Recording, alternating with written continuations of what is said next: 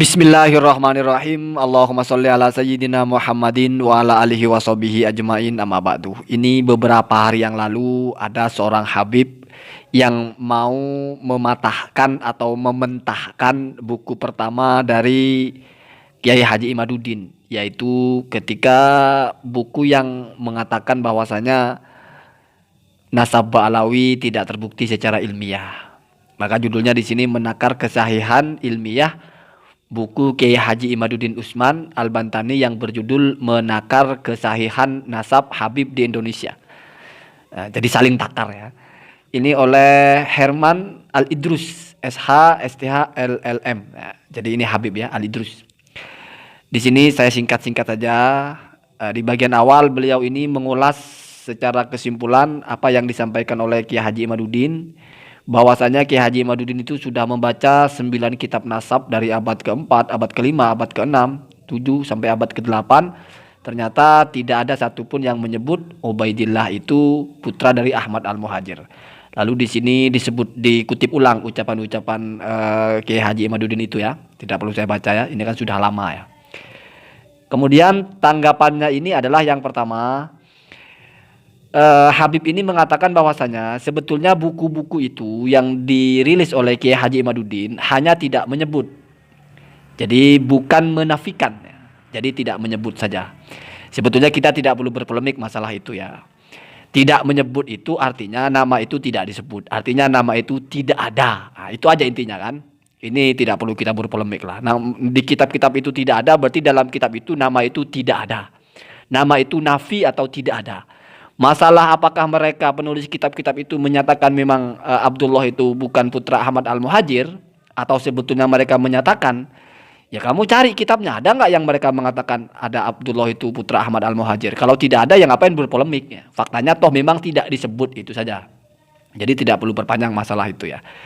Lalu kemudian dari kasus tidak menyebut apakah menafikan, ya pertanyaannya terbalik. Kalau memang tidak menafikan alias mereka isbat ada putra Ahmad Al-Muhajir, maka di mana buktinya? Kan begitu saja.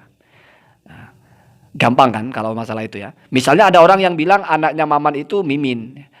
Terus dia tidak menyebut nama orang lagi. Berarti menurut orang itu anaknya Maman ya Mimin. Entah apakah hanya Mimin atau tidak, ya itu urusan lain. Yang jelas kita tidak bisa menyebut nama Mumun sebagai anaknya Maman berdasarkan kitab ulama tersebut. Artinya Muqidi cuma bilang anaknya Maman itu Mimin. Berarti kita merujuk kepada Muqidi, anaknya Maman ya Mimin. Bagaimana dengan Mumun? Ya Muqidi nggak bilang apakah anaknya Maman juga atau bukan. Nah, jadi tidak bisa dipakai ya. Tidak bisa dipakai menafikan, juga tidak bisa dipakai untuk menetapkan. Ya, terus apa gunanya? Jadi tidak relevan lagi diangkat-angkat apakah menafikan atau tidak, yang jelas tidak menyebutnya.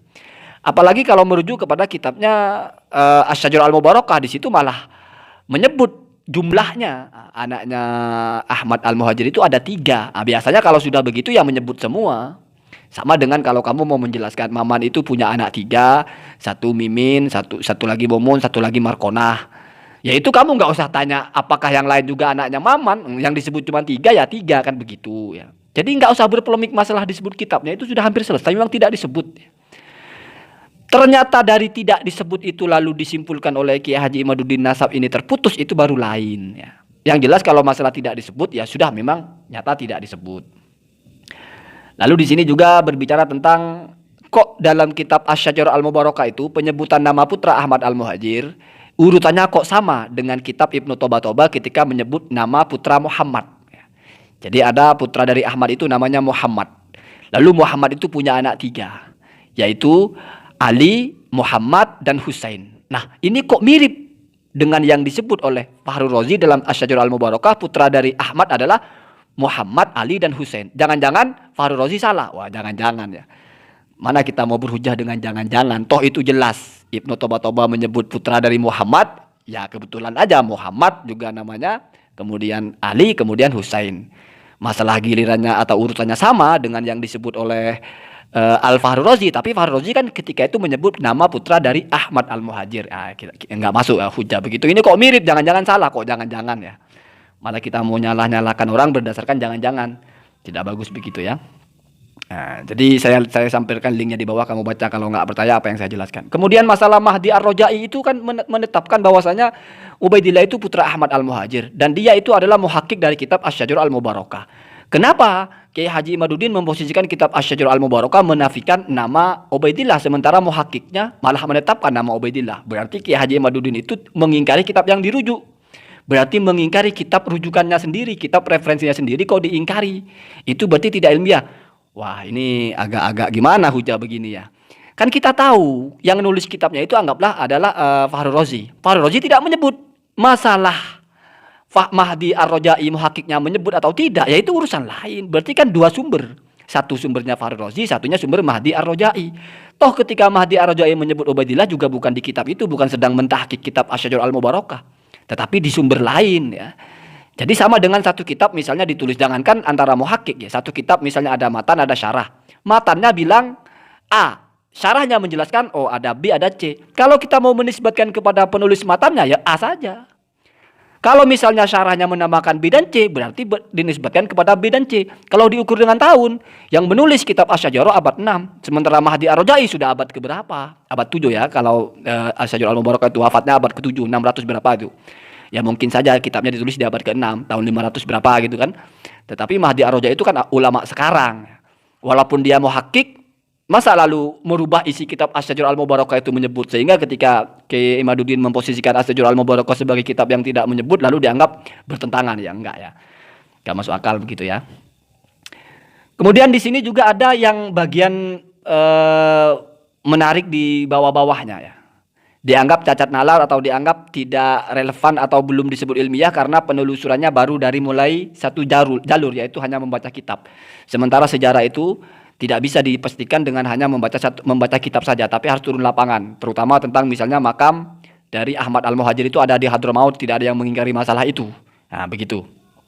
Sementara Kiai Haji Imaduddin seringkali mengatakan tidak ada ulama yang menetapkan makamnya ada di Hadramaut atau hijrahnya ke Hadramaut. Sebetulnya kalau ini tidak perlulah kita mempersoalkan Kiai Haji Imaduddin hanya membaca buku. Kalau memang bacaannya salah kan silahkan dibantah kan begitu. Misalnya punya bukti artefak atau punya bukti prasasti atau punya bukti catatan lain yang tahunnya relevan ya, menyatakan bahwa Ubaidillah itu putra dari Ahmad Al-Muhajir, langsung diangkat saja kalau kita punya bantahannya. Ini kan di sini saya perhatikan dia cuma menyalahkan ya karena hanya membaca, tidak turun lapangan langsung, tidak ngecek langsung, tetapi langsung menyimpulkan lewat buku. Ya seharusnya kalau memang itu salah jangan dipersoalkan kenapa bisa salah atau apa. Kalau memang itu salah, apa koreksinya gitu. Artinya kalau secara kitab itu memang tidak tertulis tapi masih mau ditetapkan Ubaidillah bin Ahmad itu ada buktinya, apa buktinya begitu kan? Mana bukti yang lain ya? Kita tidak menolak apapun selama memang itu bukti bisa dipertanggungjawabkan. Kira-kira begitu saja isinya di sini ya. Jadi gitu, saya kalau membaca tulisan orang, saya mengukur apa kekuatan hujahnya dan bagaimana kalau dibandingkan dengan tulisan Kiai Haji Imaduddin. Jadi kamu perhatikan, apa lalu dianggap saya membela Kiai Haji Imaduddin? Enggak, saya mengukur dua hal. Ketika saya sendiri yang membantah Kiai Haji Imaduddin, itu sudah berarti tidak saya sedang mengukur tulisan orang gitu ya. Tapi saya sedang menyampaikan apa yang saya amati.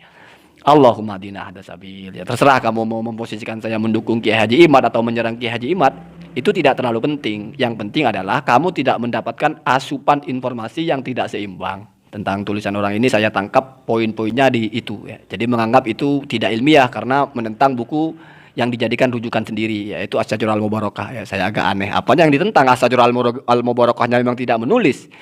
Sementara yang mengatakan ada Ubaidillah itu muhakkiknya, itu pun di kitab lain atau di tempat lain begitu ya. Allahumma hadina hada sabil.